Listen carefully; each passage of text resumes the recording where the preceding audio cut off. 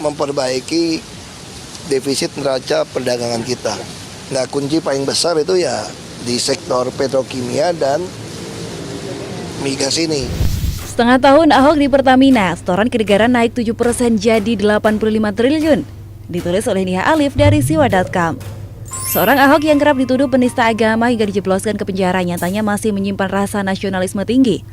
Awal mula ia diisukan masuk Pertamina sudah menuai penolakan banyak pihak termasuk dari organisasi buruh dan PA212. Tapi bukan Ahok namanya kalau tak mampu membalik keadaan.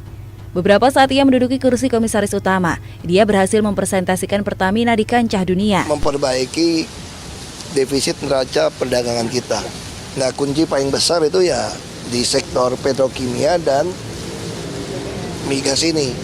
Nah, saya kira tadi Ibu udah sampaikan cukup baik. Ahok membuat sistem Pertamina menjadi lebih transparan, mulai dari hulu ke hilir. Pembangunan 2 kilang sudah ditargetkan rampung tahun 2026. Pembangunan kilang minyak. Lupa tadi, pembangunan kilang minyak itu harus, masa udah 34 tahun kita nggak bisa membangun kilang minyak, kebangetan. Selain itu, Ahok melaksanakan amanah Jokowi untuk mengembangkan B30 dari kelapa sawit. Kini Ahok semakin membuat Pertamina berjaya dengan mencatatkan kenaikan laba dibanding tahun sebelumnya. Nah, kalau ini nanti bisa masuk ke B100, saya tidak bisa membayangkan bahwa kita sudah tidak impor minyak lagi. Semua yang kita pakai adalah green fuel, yang kita pakai adalah biodiesel. Seperti diberitakan industri.co.id, PT Pertamina mencatatkan perolehan laba bersih sebesar 2,53 miliar dolar Amerika Serikat atau setara 35,8 triliun rupiah.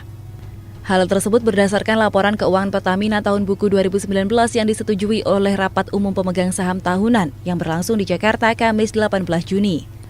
RUPST juga memutuskan menyetor dividen tunai sebesar 8,5 triliun rupiah.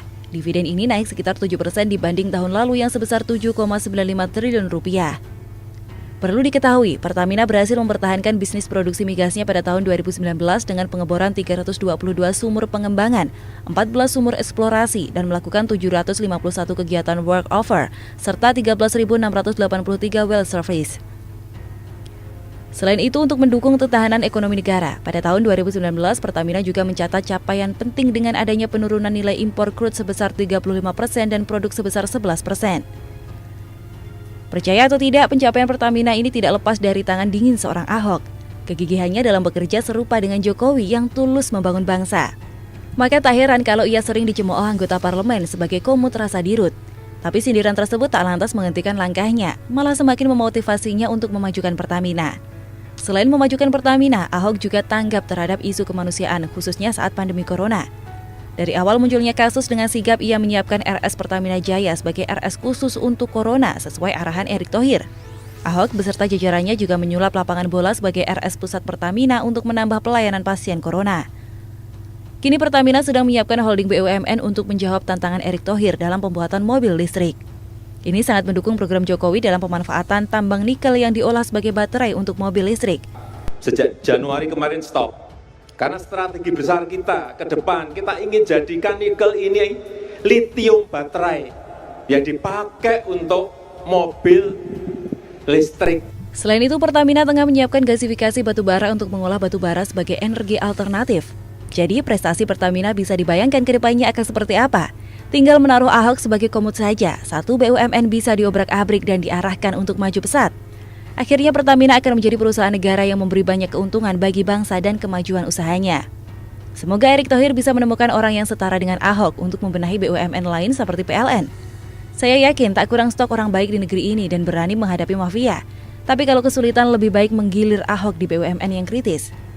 Seperti BUMN listrik yang akhir-akhir ini menimbulkan kontroversi. PLN dari tahun ke tahun mengaku rugi padahal memonopoli pasokan listrik. Padahal subsidi pengguna 450 volt dan 900 volt berasal dari APBN.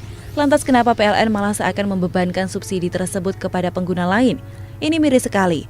Padahal Pertamina yang dibuat satu harga di seluruh Indonesia tidak sampai merugi, malahan mencatatkan laba lebih tinggi. Haruskah Ahok ditaruh jadi dirut atau komut selama setahun agar PLN bisa berubah?